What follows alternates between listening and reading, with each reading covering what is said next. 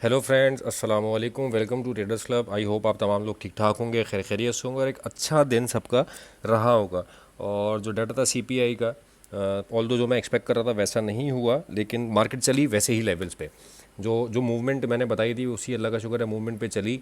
हमारी वीडियो में जो डिफाइन हुई हुई थी, लेकिन उसमें जो चीज़ मैंने पहले प्रेडिक्ट की थी वो थोड़ा सा, मतलब जो मैं पहले नीचे प्रेडिक्ट कर रहा था फिर ऊपर, वो ये हुआ कि मार्केट पहले ऊपर गई देन नीचे आई। बहरहाल उसमें हमारी अच्छी ट्रेड्स रहीं कुछ।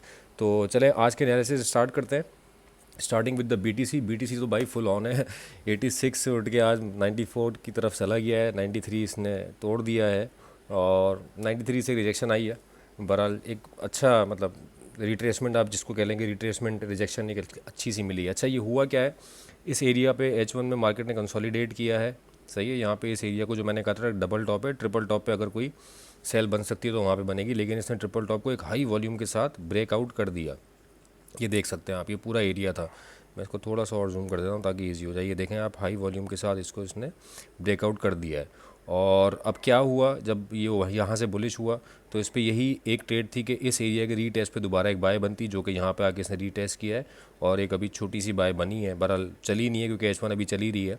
अच्छा, सिनेरियो इसमें हो क्या सकता है, कोई H1 अगर इस कैंडल के नीचे लाके क्लोज करता है, ये 89 180 के नीचे, आई मीन कि इस वाले एरिया में दोबारा वापस गिर जाता है और इस वाली कैंडल के, पर्टिकुलरली इस वाली कैंडल के नीचे क्लोज कर देता है 89 084 के, तो आपको यहाँ से एक सेल देखने को मिल सकती है जो दोबारा इसी कंसोलिडेशन एरिया की होगी। यहाँ तक वो आ सकती है 85 तक, अगर इसके नीचे H1 क्लोज करता है तो ये कंडीशन है। एल्स अभी ये है कंडीशन कि यहाँ से अगर इसके ऊपर ही क्लोज करता है ये वाली H1 भी, तो ये यहाँ से बाय में दोबारा जा सकता है।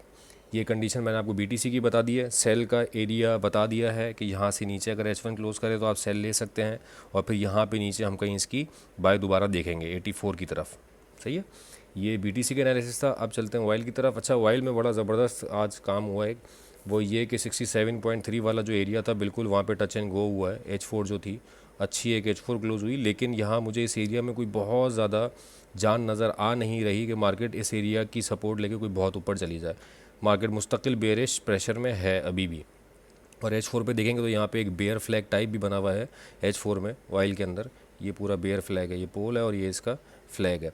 तो चांसेस यही हैं कि मार्केट अगर दोबारा इस एरिया को रीटेस्ट करने के लिए आती है तो उसको तोड़ के अभी 66.10 वाला एरिया टेस्ट कर लेगी, जो मैंने कल आप लोगों को बताया था वीडियो में। ये वाला एरिया यहाँ तक मार्केट कल आ सकती है, आ जाएगी इनफैक्ट, क्योंकि आज भी जो है वो 66.8 तक तो मार्केट आ गई थी।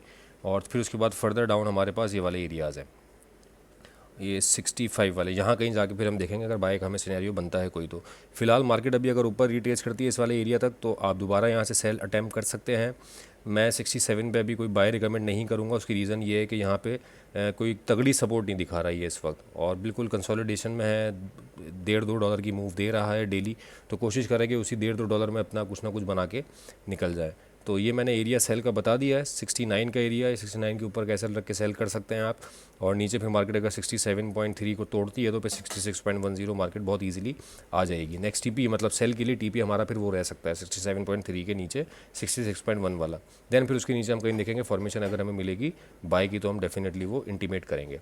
अब चलते हैं हम US 100 की तरफ। US 100 में मैंने दो एरियाज़ मार्क किए थे, सेल का भी और बाय का भी, कि सेल बाय के लिए हमें अगर ये वाला एरिया कहीं मिलेगा, लेकिन वो मिल नहीं सका। मार्केट इस वाले एरिया को ही टेस्ट करके वापस पलट गई।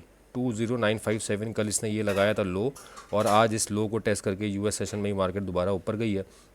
देन फिर उसके बाद ऊपर जो हमने ये रेजिस्टेंस जहाँ से रिजेक्ट हो रहा था, जो ये सप्लाई जोन था, यहाँ से मार्केट ने दोबारा, अगर किसी ने यहाँ ट्रेड ली हो मेरी इस ट्रिगर लाइन से, तो वो अप्रॉक्सीमेटली 100 पिप्स चल गई है और 145 से लेके 20045 तक आ गई है मार्केट, और इसको रिस्पेक्ट कर रही है।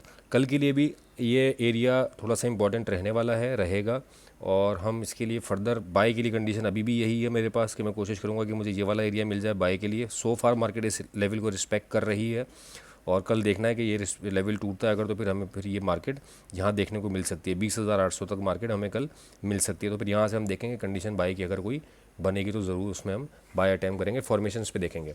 देन ऊपर का मैं थोड़ा सा दोबारा डिफाइन कर दूँ कि अगर ये वाला एरिया ब्रीच करके मार्केट ऊपर दोबारा जाती है तो एक एरिया सेल का दोबारा हमारे पास ये वाला है 21226 वाला, और इसके ऊपर कैसे लग के आप सेल कर सकते हैं। ये नेस्डेक के एनालिसिस था कल के लिए। और आज गोल्ड में बहुत शानदार हमारा एक मूव रहा। एक जिस वक्त मार्केट मतलब एशियन सेशन से ही ऊपर चली गई थी और यूके सेशन में भी मार्केट वहाँ जाके स्टेगनेंट हो गई ड्यू टू सीपीआई और बिल्कुल साइडवेज रही। साइडवेज इन अ सेंस ये कि एक ही $4-5 के गैप में घूमती रही मार्केट और देन फिर उसके बाद उसका ब्रेकआउट हुआ। अच्छा, मैं एक चीज़ मैंने ग्रुप पे बताई थी और वो मैं अभी थोड़ी सी इलेबरेट कर दूं कि 15 मिनट के टाइम फ्रेम पे आप जाकर देखेंगे तो यहाँ पे एक ट्रायंगल मिलेगा आपको। वो ट्रायंगल 15 मिनट के टाइम फ्रेम के ऊपर अपवर्ड ब्रेकआउट हुआ था। सही है, जो रिटेलर्स माइंडसेट होता है ना, मैं उसके हवाले से बता रहा हूँ कि वहाँ पे लोगों को बाय में किस तरह ट्रैप किया गया। कि वो जो ट्रायंगल था वो ट्रायंगल 15 मिनट पे, मैं आपको चलो मैं 15 मिनट का ना चार्ट खोल के डिफाइन भी कर देता हूँ ताकि थोड़ा सा इजी हो जाए समझने में। 15 मिनट के टाइम फ्रेम के ऊपर वो ट्रायंगल बर्स्ट हुआ ऊपर, तो वहाँ पे लोगों का सेंटीमेंट ये होता है कि ट्रायंगल जब बर्स्ट हो गया तो उसके रीटेस्ट पे हम बाय करेंगे। और बहुत सारे लोगों ने 26-13, 26-12, 26-14, 26-11 इस लेवल से उसके रीटेस्ट के ऊपर बाय किया और बाय करने पे देख लें उनके एसएल्स हुए हैं। लेकिन हमारा क्लियर कट एक स्टांस था और एक एरिया था, तो हमने डिफ़ाइन किया हुआ था कि हम उसी एरिया से अपनी सेल एग्जीक्यूट करेंगे और अल्हम्दुलिल्लाह वो सेल हमारी बहुत शानदार चली। ये वाला वो ट्रायंगल था, ये यहाँ से ये यहाँ पे ब्रेकआउट हुआ था इस ट्रायंगल का। मैं अगर लाइन लगा दूँ तो आपके लिए थोड़ी सी आसानी हो जाएगी।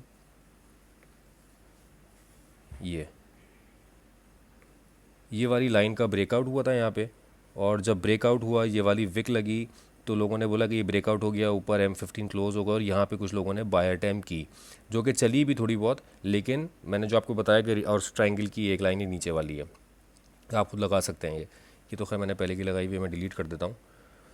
तो कहने का मकसद मेरा ये है कि ये रिटेलर माइंडसेट था। Retailer mindset in the sense ये कि ट्रायंगल को ऊपर दिखाया गया, वहाँ पे लोगों को बाय में बिठाया गया और बाय में बिठाने के बाद मार्केट को सेल में लेके आया गया। मतलब स्मार्ट मनी इस तरह प्ले करती है। और हमारी सेल तो खैर 26-15 से लगी हुई थी। फिर उसके बाद 2600 के ऊपर भी कुछ मल्टीपल एंट्रीज हमारी डली और उसका इम्पैक्ट आपके सामने एग्जैक्टली पिन पॉइंट मैंने कल ये लाइन मार्क की हुई थी 74 वाली 75 वाली। मार्केट आपकी नज़रों के सामने है कि कहाँ पर इस वक्त खड़ी हुई है। ये मैं 15 मिनट के टाइम फ्रेम पे सिर्फ इसलिए आपको ट्रायंगल दिखाने के लिए आया था। अब दूसरा ट्रैप एक बना H1 पे, वो मैं आपको दिखाता हूँ कहाँ वो बना ट्रैप। यहाँ पे ये एक डॉजी कैंडल क्लोज हुई जिसके नीचे बहुत बड़ी विक थी, वॉल्यूम था। अब आम फहम आदमी क्या सोचता है, पहले वो ट्रायंगल पे बाय में बैठा, फिर उसके बाद यहाँ पे दोबारा ये कैंडल ऊपर आई और 2606 के पास आ गई और दोबारा यहाँ से मार्केट को फिर आप देख लें नेक्स्ट कैंडल ने उसका रिस्पांस कैसा दिया, उसका जो रिएक्शन बनाया इस कैंडल का वो कैसा बनाया कि सडन ड्रॉप दिया मार्केट ने नीचे की तरफ और मार्केट सीधा आगे खड़ी हो गई 75 के लेवल पे। तो ऑल दो यहाँ से हमने मतलब जिनकी जो सेलिंग में थे, मैंने तो खैर यहाँ पे जो प्राइवेट में लोगों ने आगे पूछा था उनको यही गाइड किया था। मैंने कोई ट्रेड आज दी नहीं थी सिवाय एक ट्रेड के जो कि हमारे ग्रुप एडमिन ने दी हुई थी 26-15 से वो चल रही थी। और जो लोग सेल में थे प्राइवेट में आके उन्होंने मुझसे पूछा, मैंने कहा ब्रेक इवन करके इसको आप जाने दें 74-75 तक और अल्हम्दुलिल्लाह 75 हमारा आज टीपी हिट हुआ। ये मैंने जुम्मे की ट्रेड में भी एक टीपी दिया हुआ था और 74 का एरिया मैंने मार्क किया हुआ था 74-75 का, आज वो हमारा एरिया हिट अल्हम्दुलिल्लाह हो गया। ये मैंने आपको सारी की सारी चीज़ें सिर्फ रिटेलर माइंड सेट से बताने के लिए की थी कि मार्केट में ट्रैप किस तरह किया जाता है हम लोगों को ऐसे फेक साइंस बना के मार्केट में, मतलब ट्रायंगल पैटर्न बना के या डॉजी कैंडल बना के कि अब तो यहाँ से मार्केट बाय जाने लगी है। तो जो भी यहाँ से बाय में बैठा 2600 के लेवल से उसका थर्ड दोबारा एसएल हो गया। यहाँ पे भी जो बाय में बैठा उसका एसएल हुआ। तो थोड़ा सा इस चीज़ को समझा करें कि मार्केट के फंडामेंटली मार्केट क्या मूव कर रही है और मार्केट किस स्ट्रक्चर में है, तो उस स्ट्रक्चर के हिसाब से ट्रेड लेंगे तो वो फंसेगी नहीं। बुलिश स्ट्रक्चर है, आप बाय में बैठें तो आप फंसेंगे नहीं, चाहे आपको टेक्निकल्स का बहुत ज़्यादा नो हाउ ना भी हो। और अगर सेल बेरिश है मार्केट, स्ट्रक्चर आपको बता रहा है कि मार्केट बेरिश है, तो आपकी सेल वहाँ पे फंसेगी नहीं। तो ये थोड़ा सा एक मैंने उसके लर्निंग के पॉइंट ऑफ व्यू से बातें बताई हैं। अब थोड़ा सा एनालिसिस कर लेते हैं। मेरे हिसाब से यार एक एरिया है गोल्ड का अब तो 2604 वाला कि 2604 के ऊपर का एसएल दें और वहाँ से सेल करें, मार्केट ऊपर जाती है तो दैट्स इट। 2546 हमारा जो है वो नेक्स्ट टारगेट हो सकता है। अब जो मैंने कल की वीडियो में लाइंस लगाई थी ये एग्जैक्टली आपके सामने, पहला टीपी तो हिट हो गया है 75 वाला। अब ये वाला हमारा एरिया एक्सपोज होना है 25447 वाला। तो 4746 जो भी बनता है ये $2-4 का डिफरेंस रहता ही है, इसको थोड़ा सा मार्जिन दिया भी करें। तो यहाँ अगर मार्केट आती है तो हमारा ये टीपी भी हिट होगा। फिलहाल जो मैं आपको बता रहा हूँ एरिया सेलिंग का वो ये वाला इसलिए बता रहा हूँ, इस वाले यहाँ पे कंसोलिडेशन की है मार्केट ने, या ये कह लें कि आप ये एक बेयर फ्लैग टाइप फॉर्मेशन थी, इसको ब्रेक करके नीचे आया तो उसको रीटेस्ट करने जब जाएगा ऊपर तो हम 2604 पे इसकी दोबारा सेलिंग देखेंगे कल। मेरे हिसाब से 95 से लेके 2604 ये एरिया रहने वाला है, रह सकता है सेल के लिए।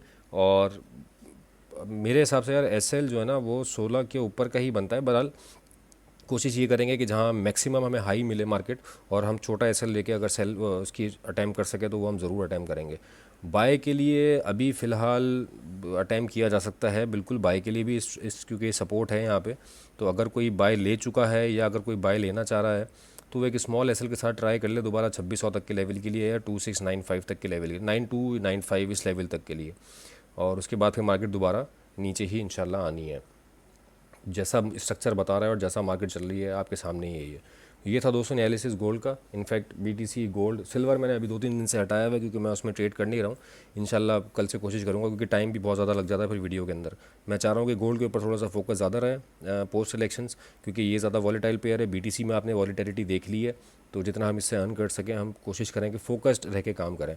तो ये दोस्तों एनालिसिस था रिगार्डिंग टुमारो। उम्मीद करता हूँ आपको पसंद आया होगा, और इसी तरह जिस तरह आपकी सपोर्ट है सपोर्ट करते रहें। थैंक यू सो मच, और उम्मीद करता है कि आगे आने वाला कल और वीक इंशाल्लाह हमारे लिए प्रॉफिटेबल होगा। तो अपना बहुत ख्याल रखिएगा। Thank you so much for your time.